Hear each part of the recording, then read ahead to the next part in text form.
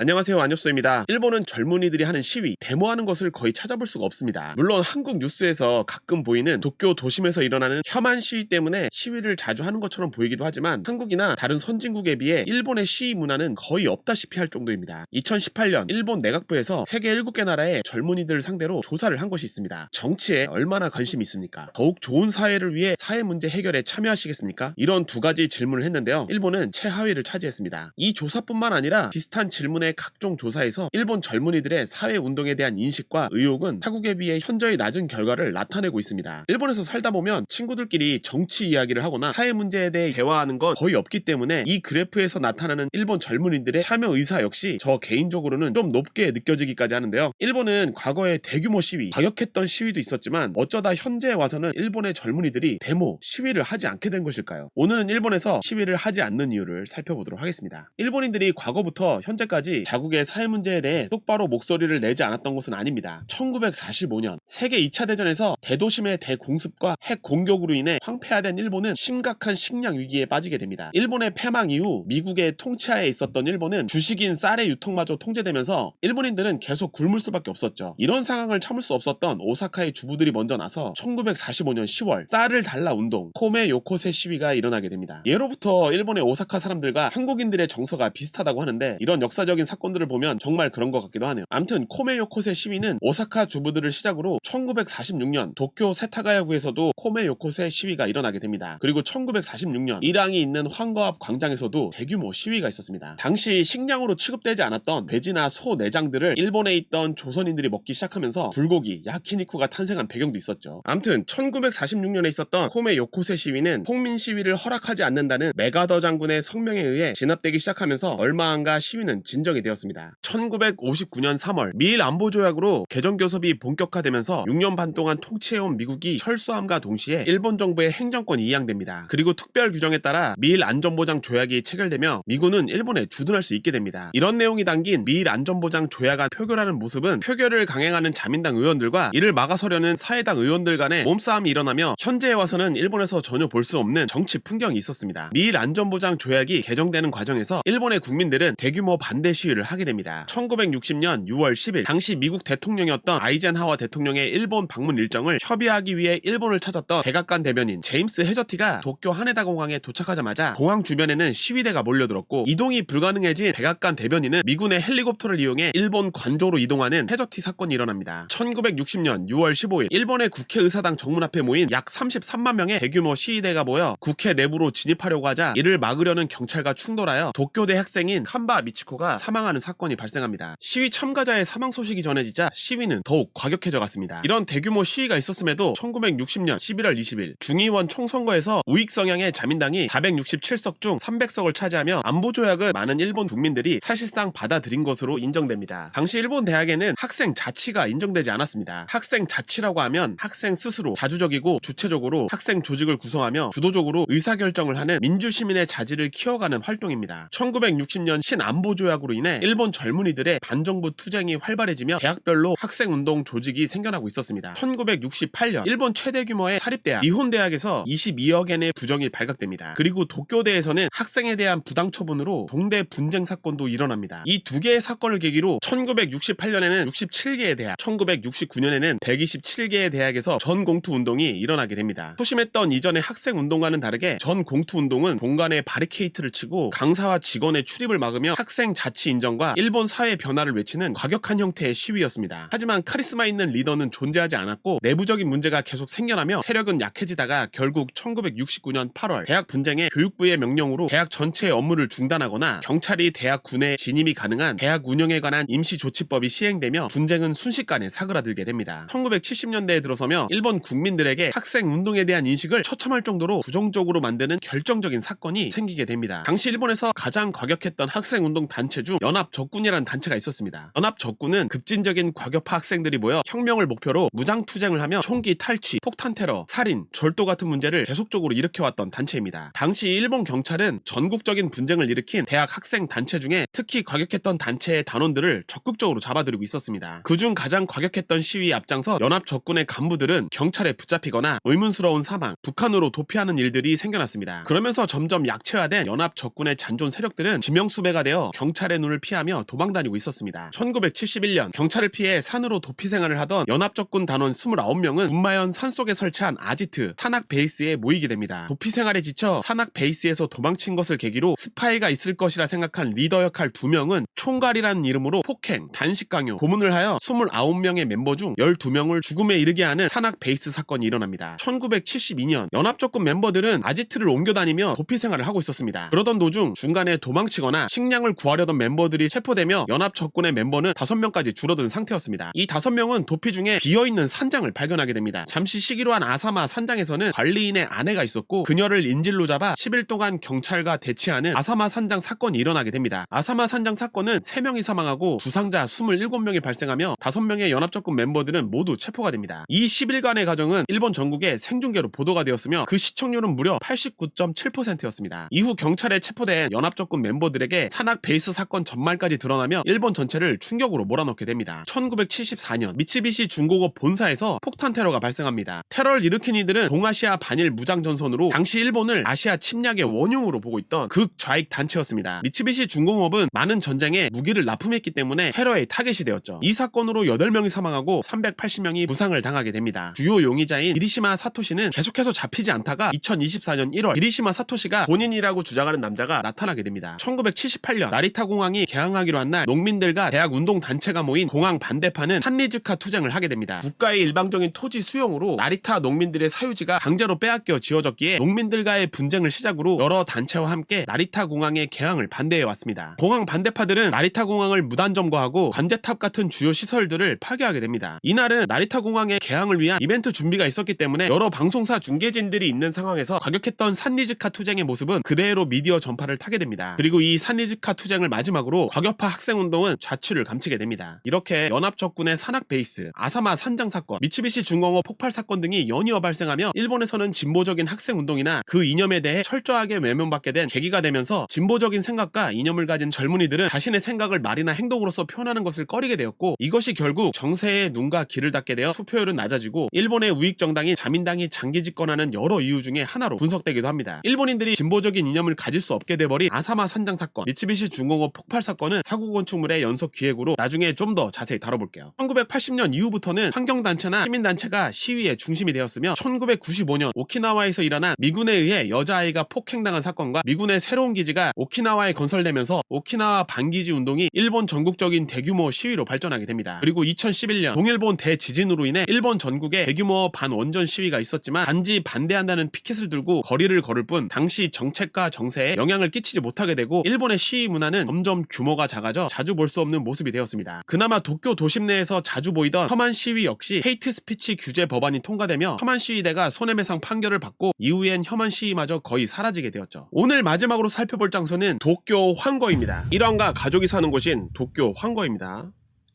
네, 계속 가다 보면 황거 입구인 파나문이 나옵니다. 네, 이곳에서 쌀을 달라 운동 코메 요코세 시위대가 이 앞까지 진입을 했었죠. 일왕한테 찾아가서 쌀 좀 달라고 한 거죠. 이때 당시 시위대가 일왕을 비판하는 문구, 플랜카드 뭐 이런 것들을 들고 있는 사람들이 있었는데 불경죄로 모두 체포가 되었습니다. 그리고 코메 요코세 운동이 1946년 뿐만 아니라 1932년에도 쌀을 달라 운동이 있었습니다. 이때도 여성들이 주도해서 시위를 했었는데요. 하지만 대규모 시위는 아니었기 때문에 오늘 다루진 않았습니다. 일본 영화로도 한번 만들어졌을 거예요. 영화 제목은 생각이 안 나는데 자막으로 넣어놓도록 하겠습니다. 한여름에 여기 한번 보러 왔다가 진짜 더워서 죽을 뻔했습니다. 그늘이 없어요. 여기 보세요. 아무것도 없습니다. 근데 정말 재밌었던 건 어떤 외국인 관광객들 2명이 여기서 수영복 입고 선탠을 하더라고요. 와. 그리고 또 다음으로 살펴볼 것은 도쿄대학입니다. 도쿄대. 이곳에서 도쿄대 분쟁으로 인해서 전 공투대회로 확장이 된 건데요. 이곳에서 이제 공성전이 있었거든요. 그 공성전이 있었던 장소가 이 장소입니다.